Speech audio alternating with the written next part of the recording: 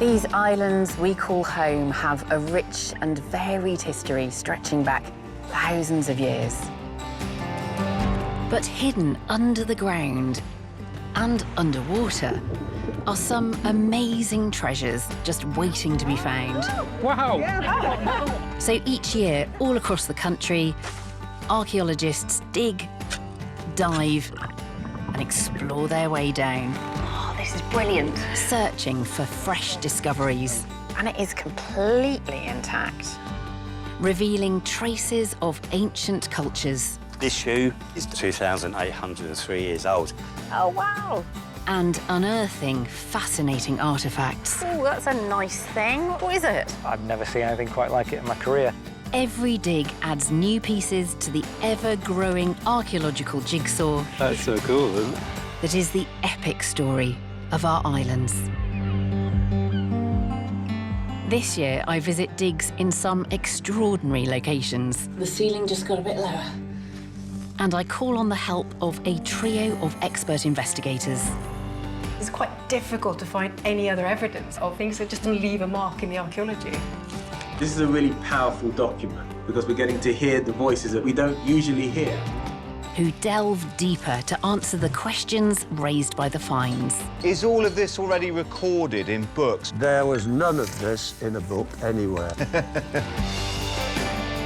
Finally, the archaeologists bring their most amazing discoveries into our tent. Astonishing. For up-close analysis. Genuinely rewriting history.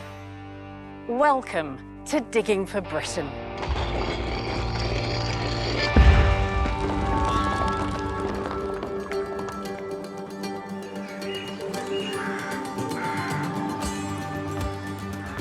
This time, I'm exploring the east of England, looking at the region's most fascinating and unusual digs.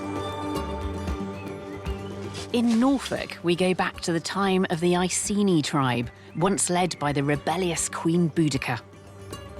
This feels like some special kind of witchcraft. I'm baffled by arguably the strangest object we've ever had in 11 series. And this is just extraordinary. Look at that!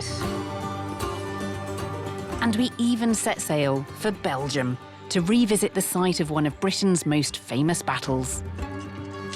There are loads of books written on Waterloo. Not one of them mentions this.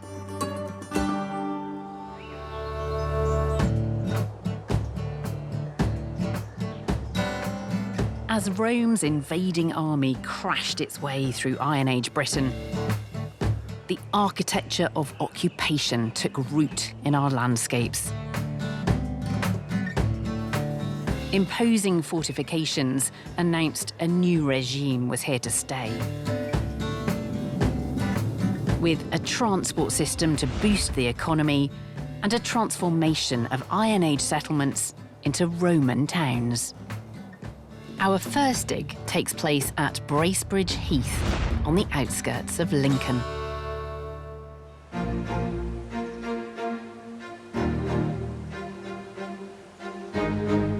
Today, Lincoln is famous for its grand cathedral, which stood as the world's tallest building for more than 200 years, and the imposing Lincoln Castle, built by William the Conqueror in the 11th century. But Lincoln was an important town 1,000 years earlier, during the Roman period.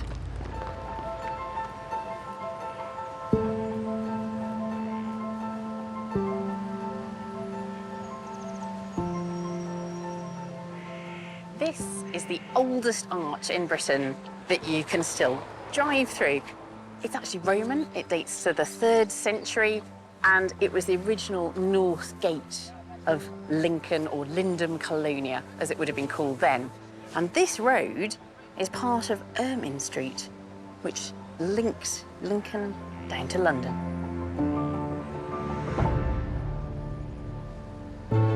Previous archaeological digs in Lincoln have revealed that it had all the trappings of an important Roman town, with a forum, baths, temples, and houses with richly decorated mosaics. But what's less well known is what the area outside the town was like, along the route of Ermine Street.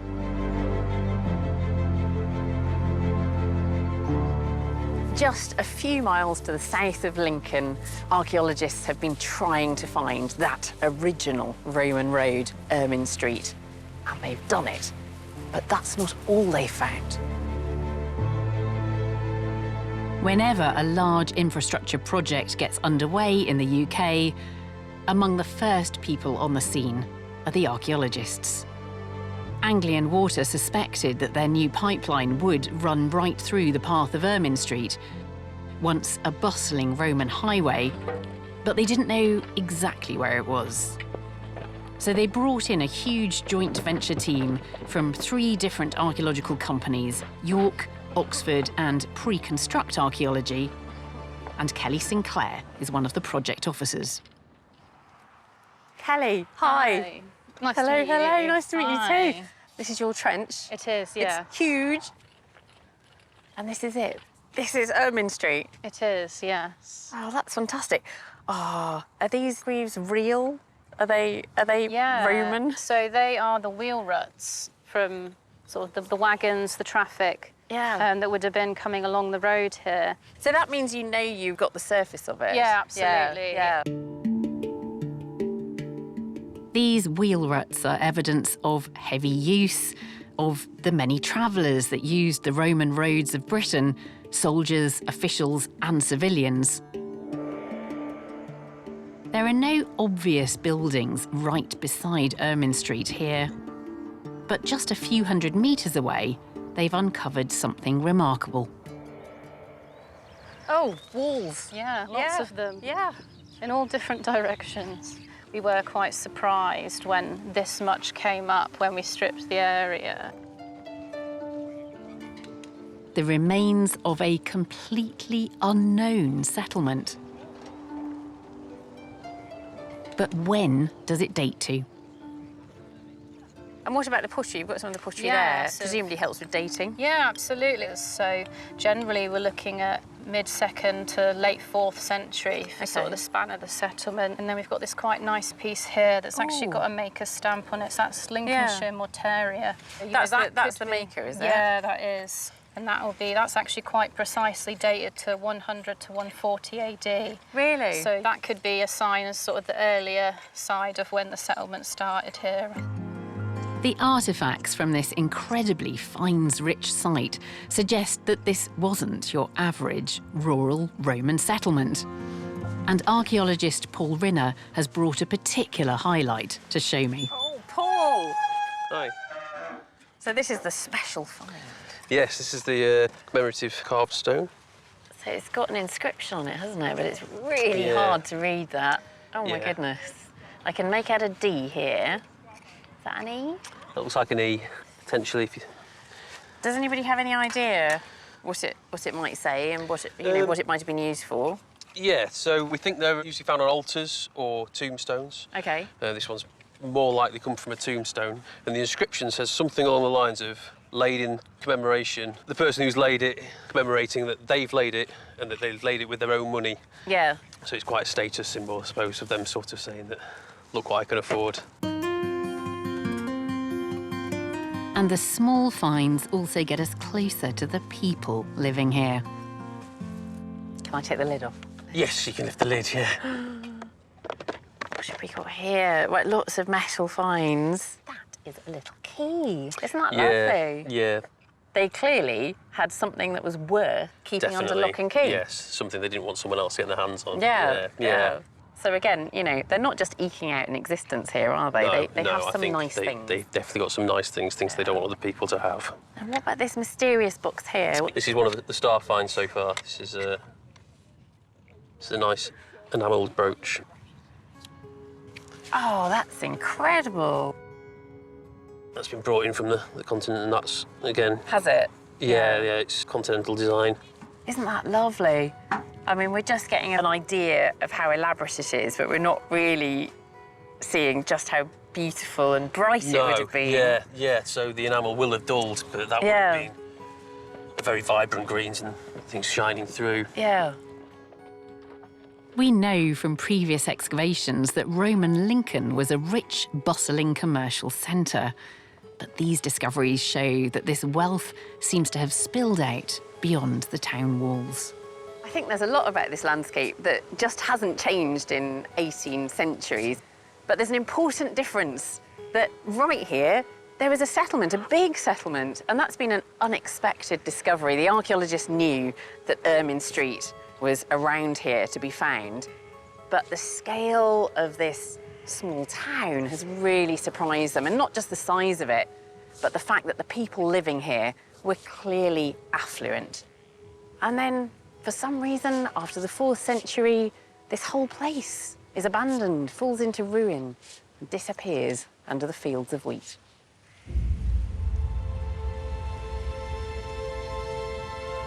The landscape of Britain is full of traces of past lives. Some of them still evident today, but many hidden and forgotten until archaeologists come along and bring them into the light. Whole communities have disappeared from sight and memory. And sometimes we stumble upon the remains of not just roads and settlements, but the people themselves.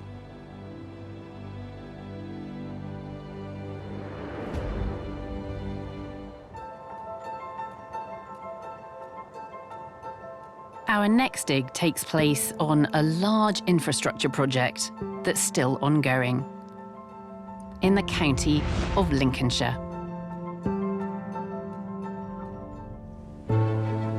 An ambitious National Grid scheme called the Viking Link will involve laying the world's longest electricity connector between Britain and Denmark to enable the sharing of green energy across borders. It provides a unique opportunity to explore huge swathes of landscape, and Wessex Archaeology, who are working on the scheme, have made an astonishing discovery. Dating back to the early medieval period. We're in the Lincolnshire Wolds, and I think the most spectacular thing that we have here are several inhumations. There's a little bit of debate at the moment as to what period they date from. Speculatively, it could either be the 1st century AD, or I'm kind of erring towards Anglo-Saxon now. This period is so sparsely documented, it's sometimes still called the Dark Ages. So archaeology becomes supremely important to understanding communities in Britain at this time. And here, there are 23 burials, 23 people with stories to tell. Some of the grave goods we're pulling out of them, I've never seen anything quite like it in my career. So we're getting copper alloy brooches. A lot of the burials have small iron knives at their waists, and that seems to be quite a standard practice within early Anglo-Saxon burials, and they tend to be associated with female burials. Archaeologically speaking, this is a once-in-a-lifetime opportunity. Absolutely incredible. These people would have been buried fully clothed with their jewellery and personal possessions. So we learn about the material culture from these burials, but the bones themselves also contain precious information about who these people were. As a howling gale batters the tent, osteoarchaeologists Jackie McKinley and Kerry Boston join me to talk about the post-excavation work they're doing on this site.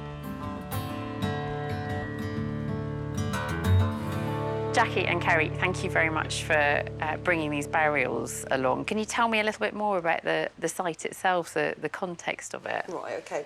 It's an Anglo-Saxon cemetery. We had in total, I think, 22 graves with 23 individuals in them. OK. And the reason there was one more individual than graves is because one of them had 2 individuals in it, and that is where these 2 individuals came from here. The other thing you will notice is the bone is not in very good condition. No, it is a bit fragmentary, isn't it? I mean, especially this child skeleton. Yeah. At the ends of the bones are missing completely, and all you've got left are the shafts where you've got the more compact bone. How well preserved bone is nothing to do with how old it is. It's to do with the burial conditions. But having said that, we can still do quite a lot with it. And Kerry, indeed, has done quite a lot with working out what we have here in terms of age and perhaps the sex of the individuals, which is not always so easy, is it? No, and particularly when they're very young. Yeah. I think we're just starting to see some changes on the old skeleton. She's probably a female. She's probably 15 to 17 years old, so still in the process of maturing. And the little one is only 3 to 5, and so they're unlikely to be mother and child. Yeah. Just the ages are just too close. That's interesting, because I think when I first saw this, you kind of assume that what you're looking at is a parent and child relationship. I mean, they could have been brother and sister, they could have been cousins, they could be a familial relationship. But if you're living in a small community, then everybody probably knew each other. And rather than burying them alone, a little one alone, they may well have put him or her with somebody who they knew in life. Yeah. And that's where the DNA will come in. We will ultimately do DNA analysis and try and get the idea of that relationship. And there are some grave goods in this grave. There are indeed. We've got a brooch, a little bronze brooch, penannular brooch here, which is in such beautiful condition you could almost wear it. We do have these 2 wonderful gold and garnet pendants here, but just look at how the gold has been formed on that. Little coils that have been joined together. Yeah. And it really is quite beautiful. And when was she buried? Do we know? What's the date of these graves? Well, these items that we've got here are going to be very late 6th century and into the late 7th century. And is it unusual to find grave goods in graves of that age? They start to get rarer. People didn't seem to be buried with as much goodies staggered around them. But these are very high status. I mean, this saying something about her status as well, that's interesting, isn't it? Because she's very young. So we're looking at inherited status, probably. Potentially inherited status. And we are actually in the early stages of doing this work at the moment. So we'll be doing more detailed dating of some of the burials so that we can find out the longevity of the cemetery. And doing the DNA is going to give us how the different graves were related to each other. We'll also be looking at things like the strontium and oxygen isotopes, which will give us where those people grew up. Yeah, because that gets locked into teeth as you're forming them. Exactly. So there'll be lots of other scientific work that we'll be doing that will help us understand this community and how they related to other communities within the area. For a long time, we had this almost endless debate about the Anglo-Saxons and how many people are coming over from the continent and whether it's just a continuation of a migration that, you know, kind of starts in the Roman era or not. Yeah. And I think we're getting some clarity about that now. Clearly, there's moving around within Britain as well. Yeah. It's quite obvious, looking at these things, the items we've got here, that people in different communities and different groups, quite often a long way apart, would have interacted with each other. And I like it because it's, you know, they've been forgotten about, these people. It's another form of sort of giving them a type of immortality.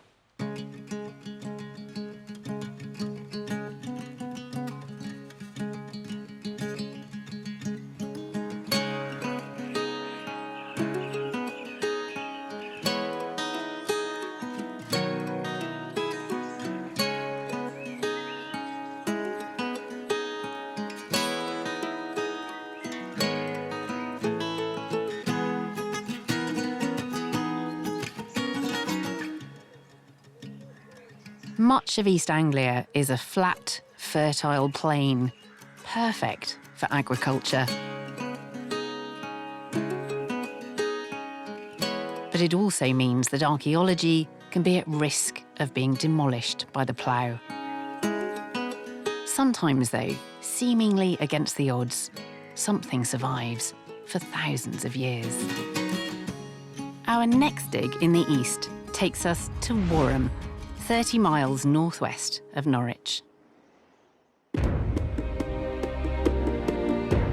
This is Norfolk, home to the Iron Age tribe that the Romans tell us was called the Iceni, and of course to the Queen Boudicca herself, who led a failed uprising against the Romans. But this site takes us back centuries before Rome even looked at Britain with a glint in its eye. Boudicca's famous revolt against Roman occupation happened in the year 60 CE. But the history of the Iceni tribe stretches back centuries before, into the Iron Age. The signature monument of the Iron Age is the Hill Fort, and despite its famous flatness, East Anglia has a few, but most have not withstood the ravages of time. The Normans built a castle on top of Thetford's fort, and Holcombe Camp has merged into Saltmarsh. But the spectacular preservation of the Hill Fort at Warham makes it a prime site for investigation. Andy Hutchison from the University of East Anglia is leading the dig. Andy. Hi, Alice. Hello, hello, hello. This is utterly gorgeous, and it's unexpected as well. Yeah. A hill fort in Norfolk. And you're obviously here hoping to find out something new about this hill fort. So what do we know already? Has it been previously archaeologically investigated?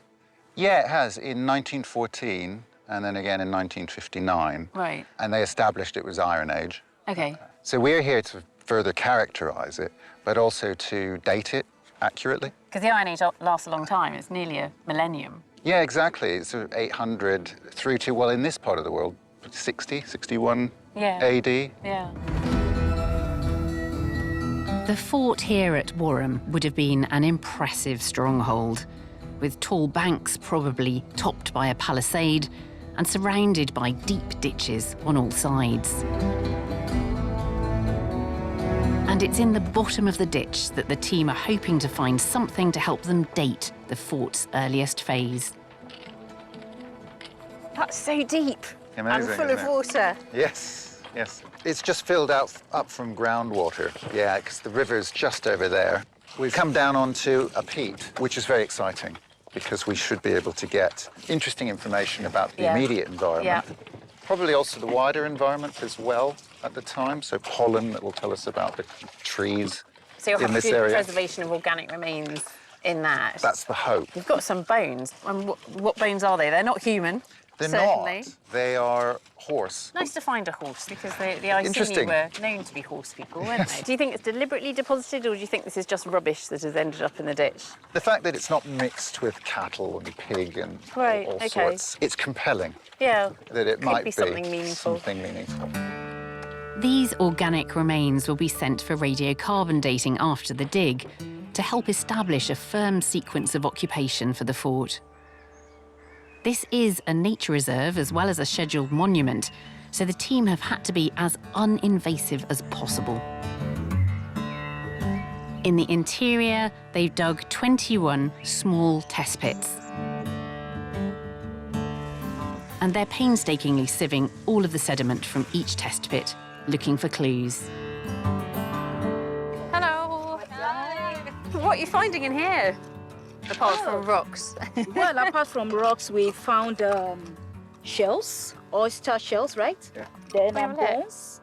Then some pottery.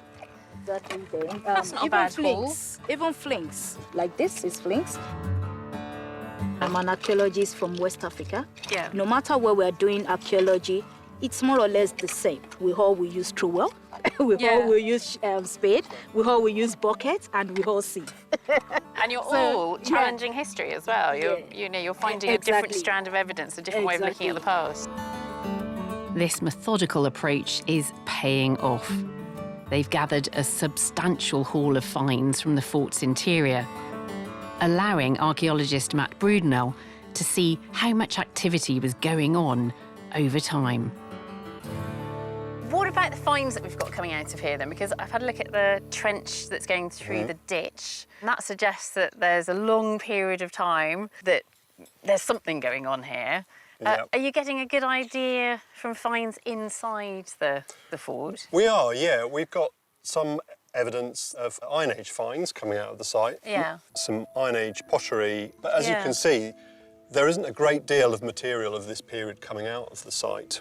No, it's only tiny pieces, and isn't it? tiny pieces, yeah. The bulk of the material that we're getting from the excavations dates to the Roman period, but not the beginning of the Roman period, actually to the end of the Roman period. So we're talking like 3rd and 4th century AD.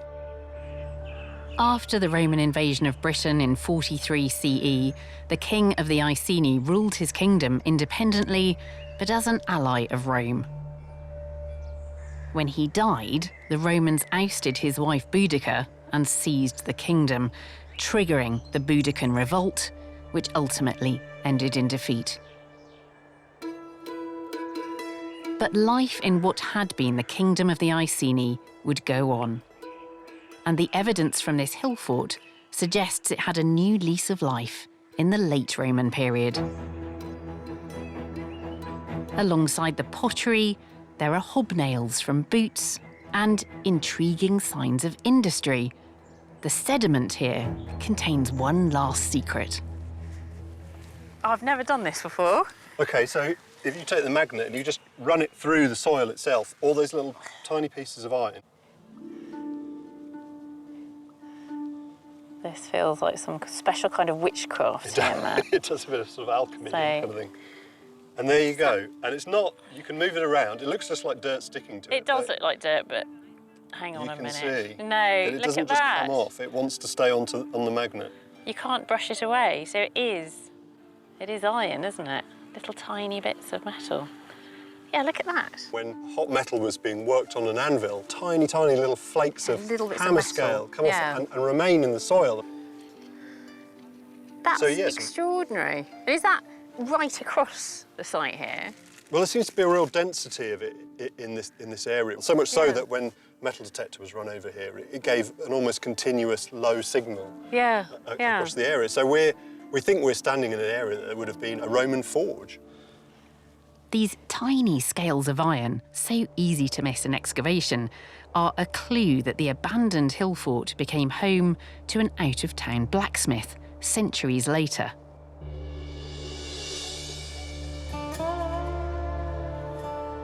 There are still mysteries to be solved here. More secrets will emerge as the dig ends and the post-excavation work gets underway. Here we've got an incredibly precious, rare opportunity for archaeologists to bring modern techniques to bear on questions like, when exactly was this built? And then what happens to it? In the Roman period, there's a lull, and then it seems people are back here. And they're back here with industry, with metalworking. And I love the fact that we're getting that evidence out of those subtle, small traces, pulling fragments of metal out of the ground with a magnet.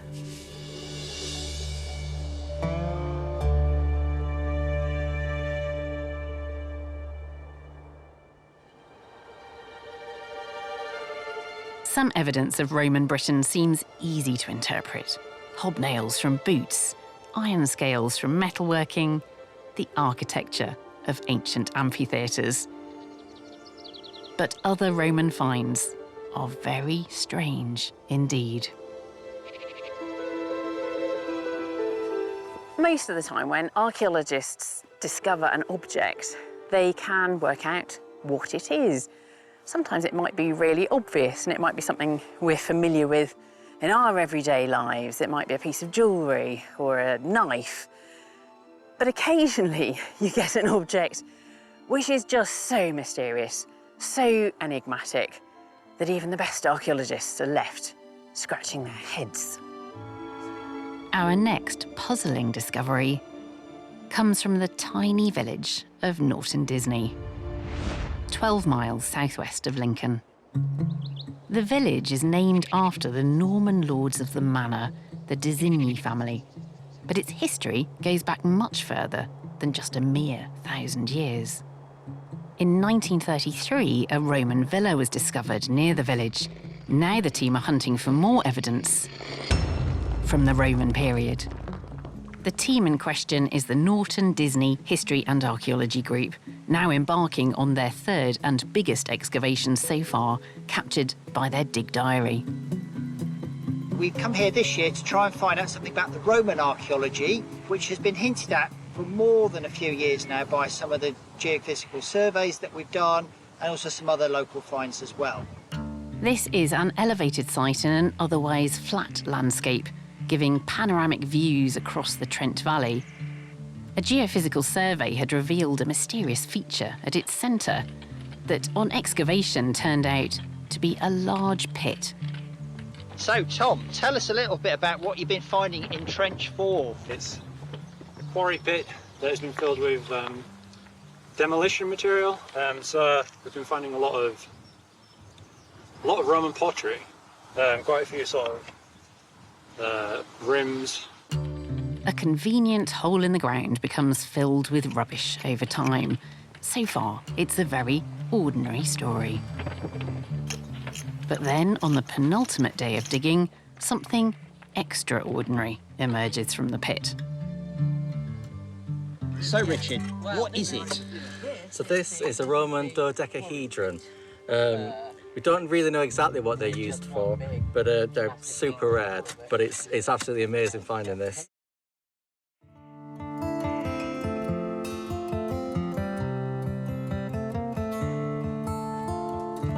Richard Parker has come along to the tent with expert Lorena Hitchens to try to shed some light on this intriguing find.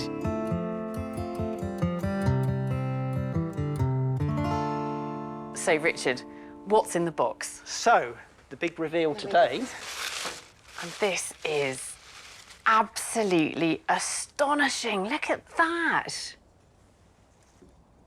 This is our special find. This is the standout I mean, it's thing. outrageous. You know, we've got this kind of this pottery, and you think, yes, okay, we're on a Roman site, and then this extraordinary object. What was it like when you found it? What was it like that day? I was making the tea at the time. This a big shout goes up, a bit of swearing, and you think, oh, somebody's had an accident or something. So I go running over there, and then Richard, who found it on site, was holding it up, you know, and then, oh my goodness me, you found a dodecahedron. I've only read about those. I've never seen one. Yeah. And every work just stops. Can I pick it up? Of course. It's really weird.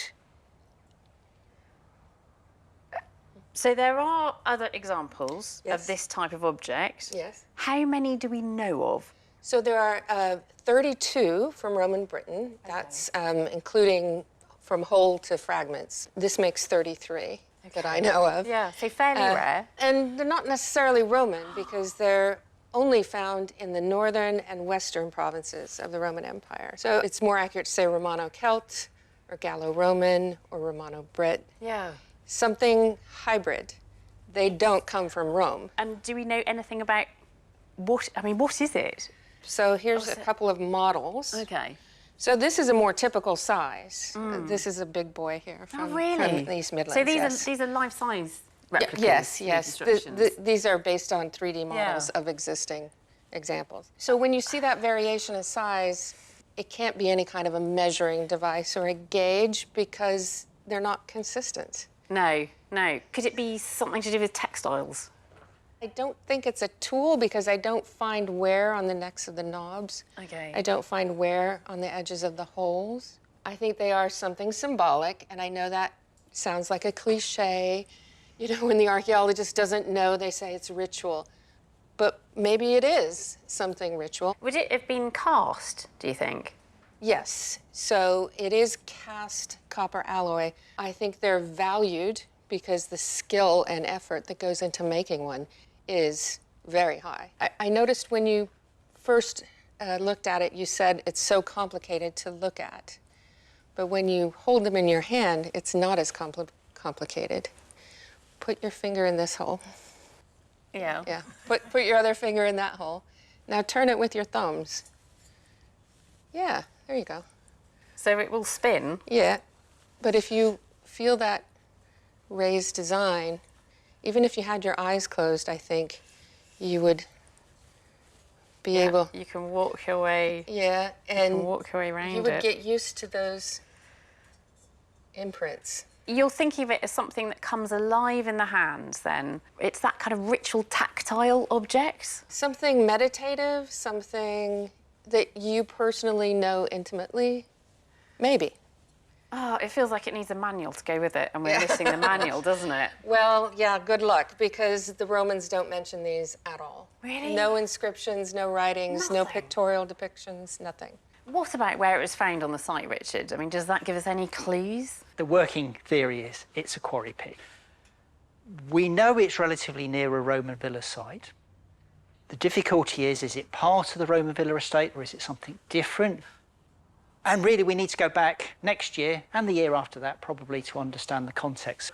We think there's another building on the landscape, but we're just not there yet. I do love an archaeological mystery, and this has to be one of the greatest, most mysterious archaeological objects I've ever had the opportunity to look at up close. It's just extraordinary. And the mystery deepens, because it's not just the shape of this object that's unusual, but its composition. After filming, the dodecahedron was subjected to chemical analysis and found to be 26% lead. That's extremely high, and at the moment, we don't know why that is. I have a feeling that there are still big revelations to come from the Norton Disney site.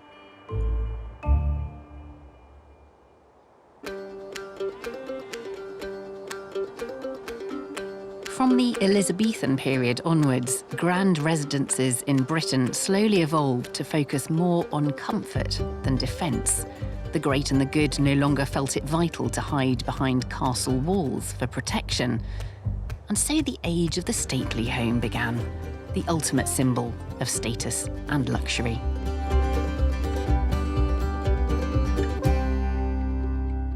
Our next dig takes us to Enfield, on the outskirts of London.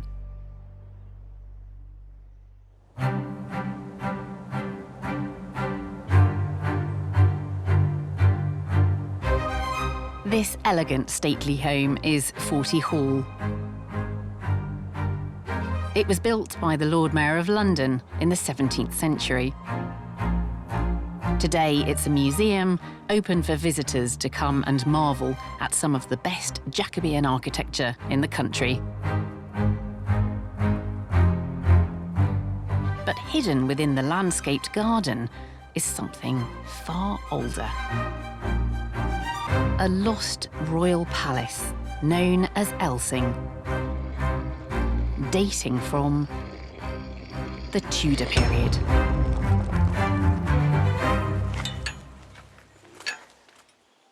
Now, archaeologists are getting a chance to investigate this lost palace, which apparently was a firm favourite of Henry VIII's.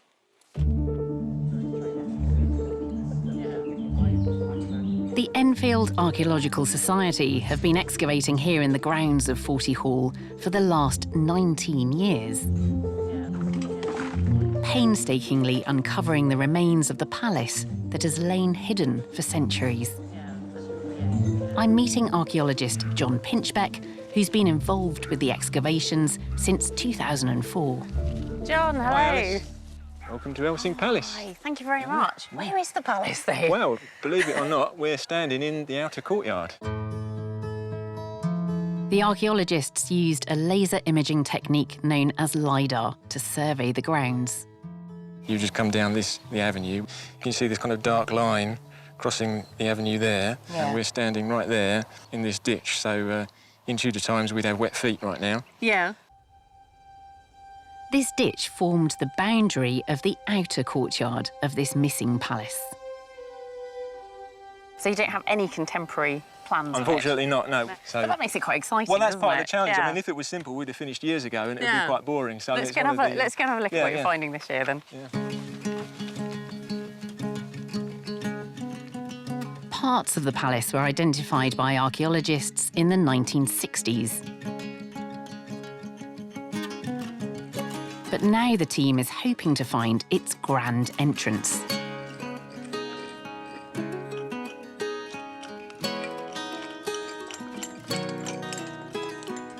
Martin Dern is the director of excavations on this lengthy project.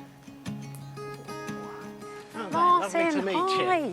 Hello, Yes, lovely to meet hi. you too. Right, what have we got here Well, then? we've got a moat here that's sort of fronting the gatehouse. Oh, OK, so there's a ditch around the outer courtyard. Yeah. And then there's another moat inside it then. That's right, yes. I mean, a much bigger moat than we ever thought, perhaps about 15 metres wide. Really? Which would have been between the outer court, where the servants essentially were, Yeah. and the gatehouse that gave access into the inner court with the royal apartments and the kitchens and so on. Yeah.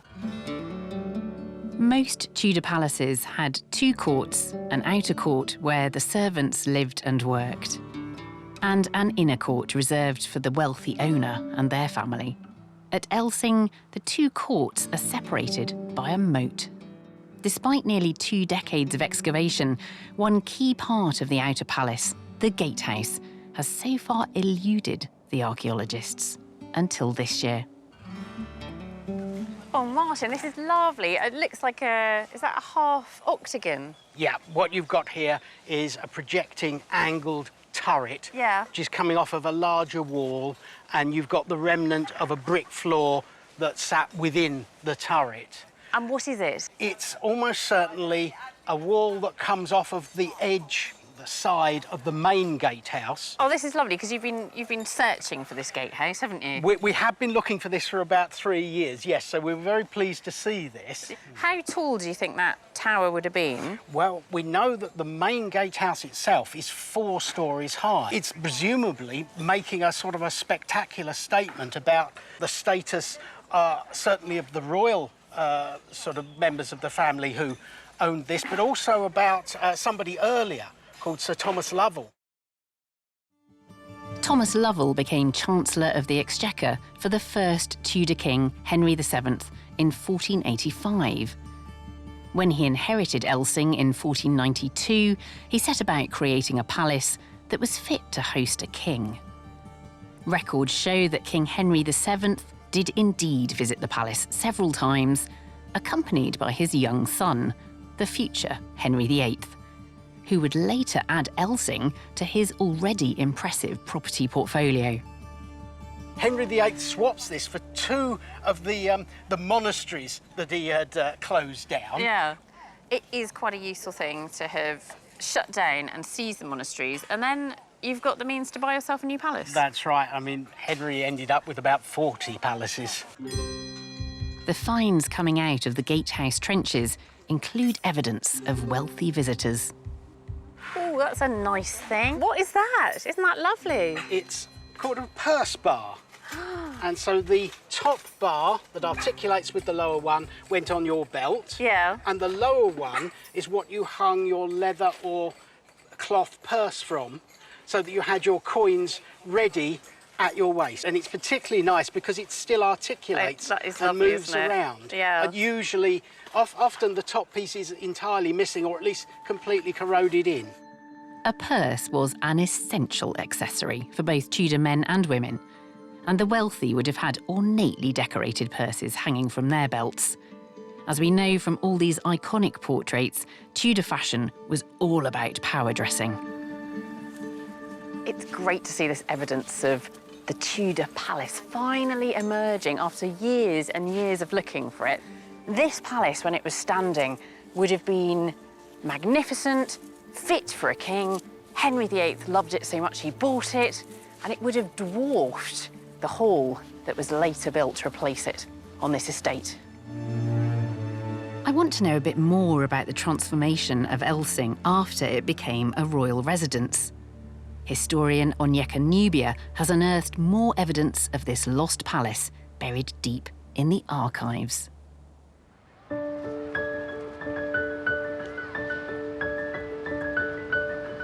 I've come to the Bodleian Library in Oxford to investigate what we can learn about Henry VIII and his family through the detailed building records of the lost palace of Elsing. This document is nearly 500 years old and records the first repairs completed 6 months after Henry's initial visit. When Henry acquired these estates, at first, they don't appear to be at a standard that he would find acceptable. It says here that there is work to be undertaken in the Great Chamber. This Great Chamber, of course, is the public face of the building where Henry would entertain. The accounts are divided into sections according to common labourers, carpenters, tilers, and it details the work that each team had to undertake. In the subsection entitled Tilers, it says, working not only in pointing and mending of the roof and about the Great Hall. It seems as if this building is somewhat dilapidated and is in need of considerable work. There are subtle clues in the records that Henry intended to frequently use this palace, despite having an extensive collection of other homes to choose from. We have another set of records which are really quite remarkable. They include a sort of more rigorous set of provisions for the imminent arrival of the king and the royal family. So we know that there is a degree of urgency, but reading further into the accounts, we find out more. It says, this work is to be done because it is coming to Christmas. So these activities are taking place probably because the royal family intends to spend Christmas at this estate. Tiny architectural details have been meticulously recorded here, revealing the work that had to be done to accommodate the king's needs. There's another section here entitled Carpenters, and it says the working not only in the making of a system of rails, it says, and other accoutrements to ensure that the king can continue to hunt. Now, why would they need to make these sort of special provisions? The king at this point is ailing. He is not the young, robust, athletic monarch that he was in his younger days. And these changes that are being made to the estate are really because of the condition of the king. By the time that Henry took ownership of Elsing, he was nearly 50 years old, about to embark on his fourth marriage and in very poor health. Less than 10 years later, the young Princess Elizabeth and Prince Edward would be told that their father had died whilst visiting Elsing. And shortly after, the palace would fall out of favour with the royals. It was eventually demolished. By the 1700s, this formal garden concealed its remains for more than 300 years.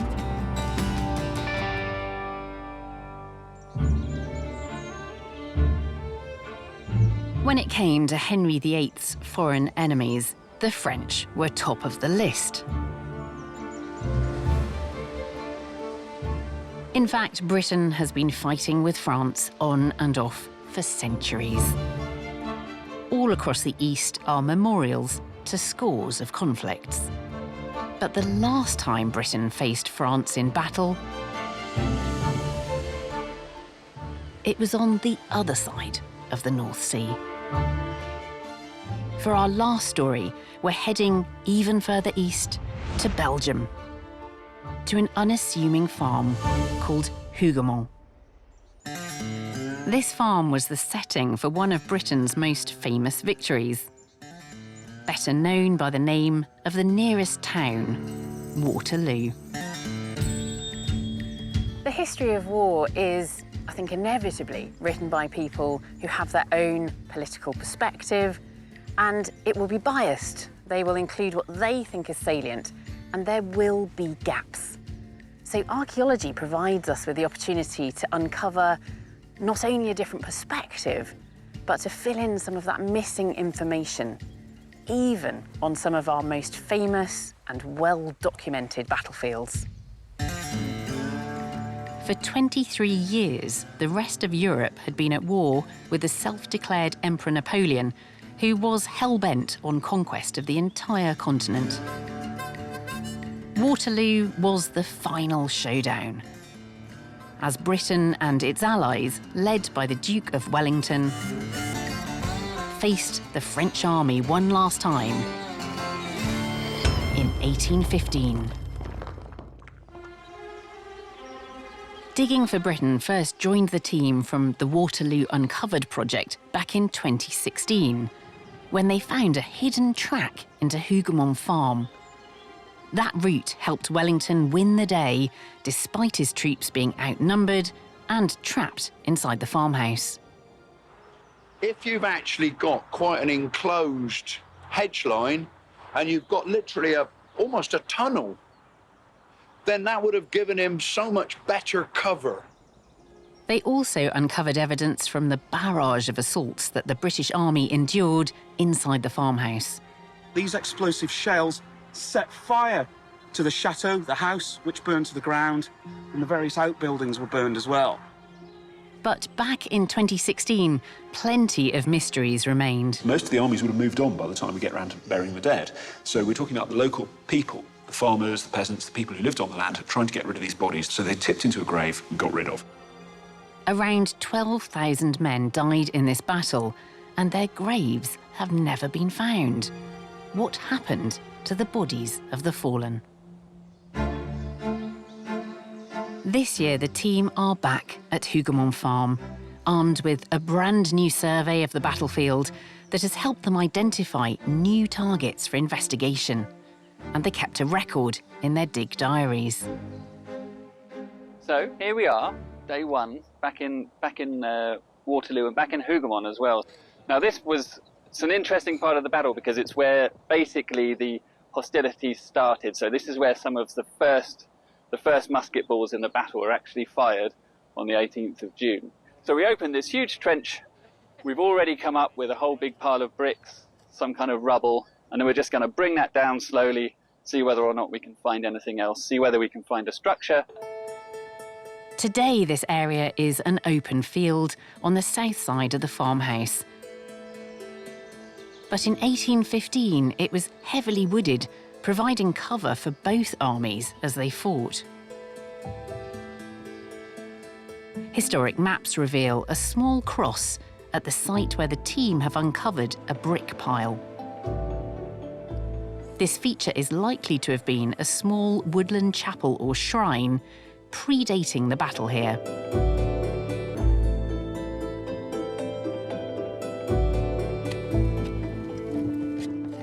This curve looks like you'd find on an apse, the end of the building, which we see on these chapels.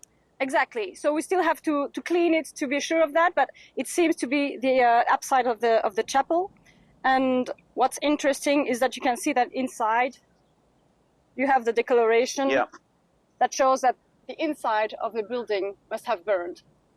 That's incredible. It'd be very tempting to say it was burned during the battle, as we know some of the buildings at Hougoumont, but if this was demolished earlier than the battle, quite violently, then that would make sense as well. But that's staggering. Nearby, the team open up a second trench across another feature picked up by the geophysics. It appears to be a large pit. Could it be a missing mass grave?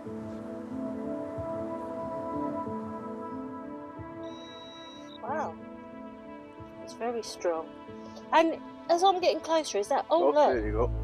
Oh, wow. Wow. That's a buckle straight off the battle site. That's the best find yet. Yeah.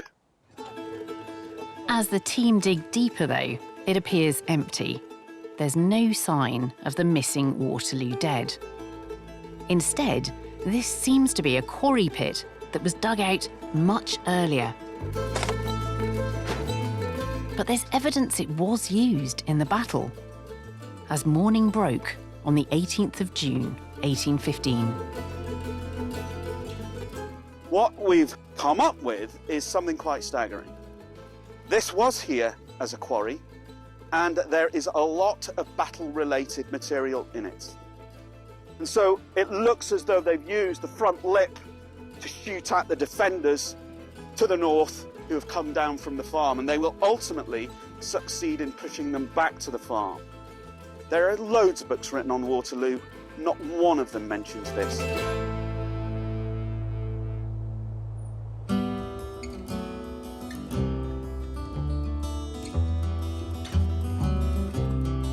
Tony Pollard and Stuart Eve join me in the tent to discuss the findings of the long-running Waterloo Uncovered project. I think I caught up with you 7 years ago and Waterloo uncovered. You've done quite a bit since then and your focus has shifted. We wanted to have a look at the whole of the battlefield, but this is where the fighting first started, isn't it, in terms of the very early skirmishes. You can see there's a lot of tiny little black dots. So we were hoping that we'd get a big pile of stuff and it would be great and there'd be loads of stuff there.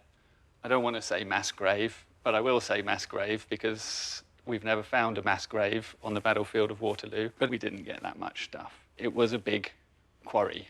That's what we found out. It's close to the edge of the wood in the direction of French advance on the farm. They would have entered it fairly soon after going into the woodland, and they would undoubtedly have hunkered down behind its bank. And we've got the evidence for that in these artefacts. Musket balls? Yes, we've got thousands of these, I would imagine, by now. Importantly for us, if we're looking at two sides of a battle, we've got the Allies under Wellington. All of those allies that have come All of those together to allies, face but a lot of them the using the face same Napoleon. type of musket, the good old Brown Bess.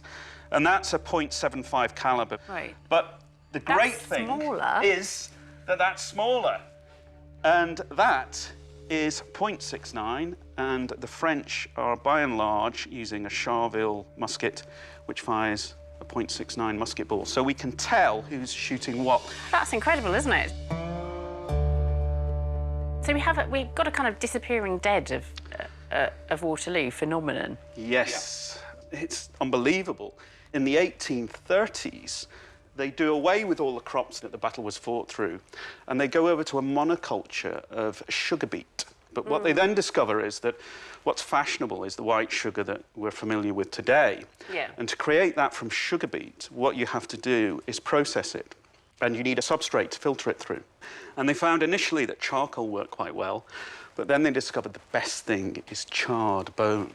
There is a sugar refinery in Waterloo. It's still there. It's a hotel now. And there's a huge market for this bone in the 1830s. There's a story in a German newspaper from 1879, and somebody says that a better choice to stir into your coffee is honey, because then you don't risk stirring in the atoms of your great-grandfather in your morning cup of coffee. It's not just a rumour then, No, it it's really not. was happening. It's not. There are stories of industrialists buying the rights to mine the battlefield. We're now looking for empty grave pits where they've been in and they've quarried it out. It's just bizarre, isn't it? It's a strangely unsettling and macabre story. Perhaps we're not finding any burials at Waterloo because the graves were robbed and the bones ground up to be used for refining sugar.